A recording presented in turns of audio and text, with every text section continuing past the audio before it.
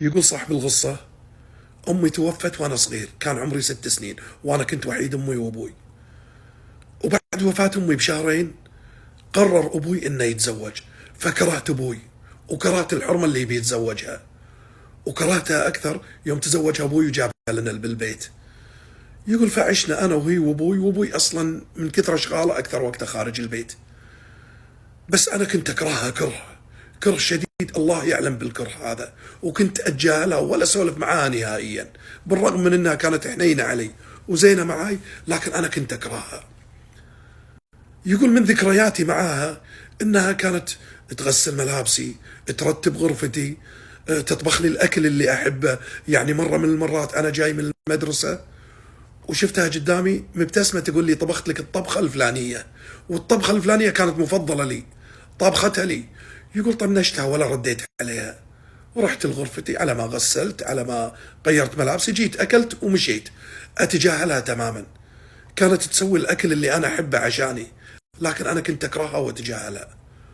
ومشت فينا الأيام وجرت السنين، وبعد ما كبرت ودخلت بالعشرينات، صار عمري بالعشرينات، أبوي فجأة طاح مريض واشتد عليه المرض وفجأة توفى.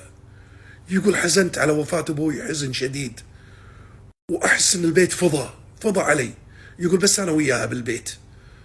فبيوم من الأيام جيتها وكلمتها، قلت أبوي توفى الحين، وأنا ما يصير يعني أنا وياك بنفس البيت، فأنا قررت إني أسكن برا، أستغل، أنا بعيش بروحي، بستغل، بشوف حياتي. وهذه كانت أول مرة أنا أبدي معاها الكلام من 20 سنة. يقول المرة ما اعترضت ولا أبدت شيء، لأن أنا مو معطيها المجال هذا، حاط حواجز بيني وبينها وتدري إني أكرهها. يقول لكن شفت في عينها نظرة مميزة لها معنى، بس ما أدري إيش تعني هالنظرة، اثبتت في مخيلتي نظرتها، لكن ما أدري إيش تعني.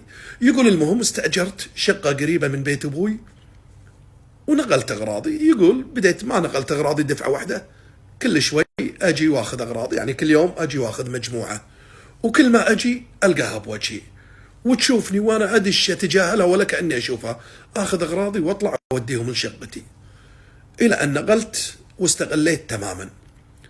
وبيوم من الأيام دخلت بيت أبوي، وهذه كانت أول مرة أدخل بيت أبوي وما أشوفها.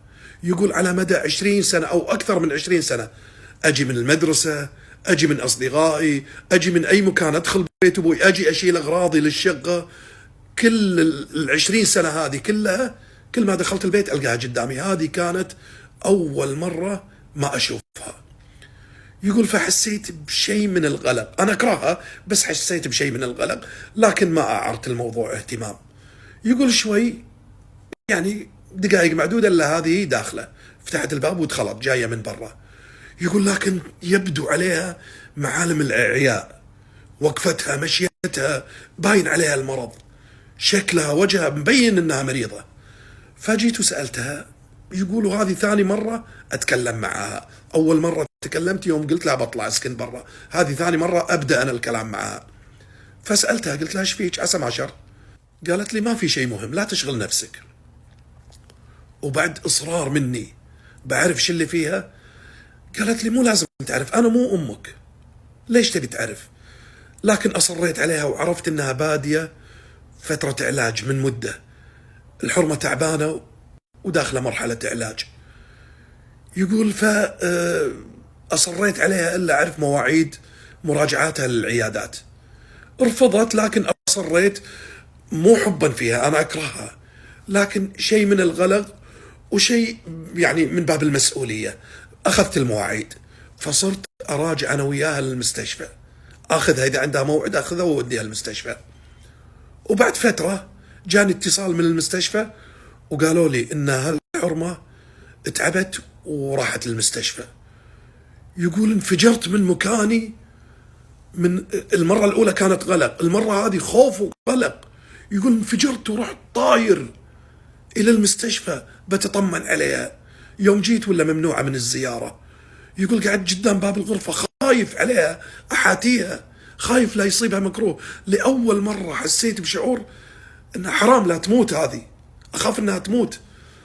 يقول يعني طلعت المشاعر من قلبي، ما كان بإرادتي التصرف، كانت مشاعري هي اللي ساقتني. يقول ما صدقت ان الدكتور قال افاقت وادخل شفها. يقول كان ارمي نفسي بحضنها واصيح، واول كلمه نطقت فيها قلت لها انا ما اعرف غيرك بهالحياه، انت امي، انت امي لا تخليني.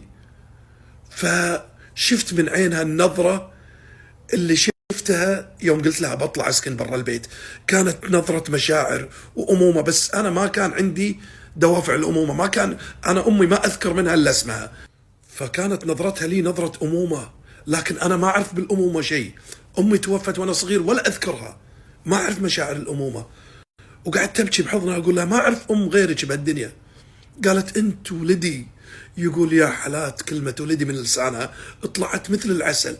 قالت أنت ولدي، وأنا قبل أبوك كنت متزوجة واحد، والواحد هذا طلقني لأني ما أجيب عيال، يعني ما أضني ما أنجب، وأبوك تزوجني عشان ما يجيب عيال، يدري أني ما أنجب، تزوجني عشان ما يجيب عيال ويشاركونك بالغلا، يبي الغلا كله لك، فأنا اعتبرتك مثل ولدي من يوم كنت صغير، لكن أنت كنت بعيد عني.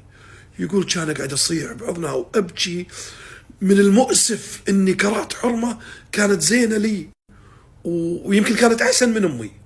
لا أنا أمي ما أذكر منها شيء، لكن لو أمي عايشة يمكن ما كانت تعاملني مثل معاملة الحرمة هذه. كرهتها لمجرد أن المجتمع يفرض علينا كره مرت الأب، حتى لو كانت زينة، لا خلاص مرت الأب مكروهة مهما سوت. فغلط أن الواحد يعيش بمشاعر مزيفة. ما أقول لك لا تكره، اكره اللي ينكره، بس اللي ما سوى لك شيء لا تكره. المهم يقول قعدت معاها اليوم كله إلى أن أصبحنا وإحنا سوالف وضحك، ولأول مرة أشعر أن أمي يعني موجودة، وكأني ما خسرت أمي، كأن أمي ما ماتت. يقول أول ما أرخص لنا الدكتور تطلع من المستشفى على طول وديتها البيت، ورحت بسرعة كنسلت شقتي ورجعت سكنت معاها، وتقربنا لبعض أكثر، أو بمعنى ثاني أنا تقربت منها لأنها هي طول عمرها قريبة لي، 20 سنة وأكثر من 20 سنة ما أذتني بكلمة، ما جرحتني، كانت تسوي اللي أنا بيه، ملابسي ترتبها، غرفتي ترتبها، أكلي تسويه، كانت لي نعم الأم. بس أنا اللي ما كنت شايف، أنا اللي كنت كاره، أنا اللي كنت مبتعد شوية. يقول المهم عشنا أفضل أيام عمري بهذيك الفترة، وبنفس الفترة خطبت وبدينا نجهز للزواج. فانقسمت مشاويرنا إلى قسمين، قسم تجهيز للزواج وكانت أمي معاي خطوة بخطوة، والقسم الثاني مراجعات للعيادات، لأن أمي يوم عن يوم بدأت تتدهور صحتها، بدأت تتعب أكثر. وبيوم من الأيام أنا كنت خارج البيت، جاني اتصال من المستشفى، قالوا لي أمك بالمستشفى. يقول طرت المرة مفجوع خايف عليها، طاير والدموع تارسة وجهي، إلى أن وصلت المستشفى وطحت بحضنها وقلت لها يما ايش فيك؟ سلامتك عسى ما شر. قالت يا ولدي أنا اللي طلبت المستشفى يدقون عليك، أبيك تحللني، أبيك تسامحني عن وعد أنا وعدتك إياه. قال شنو الوعد؟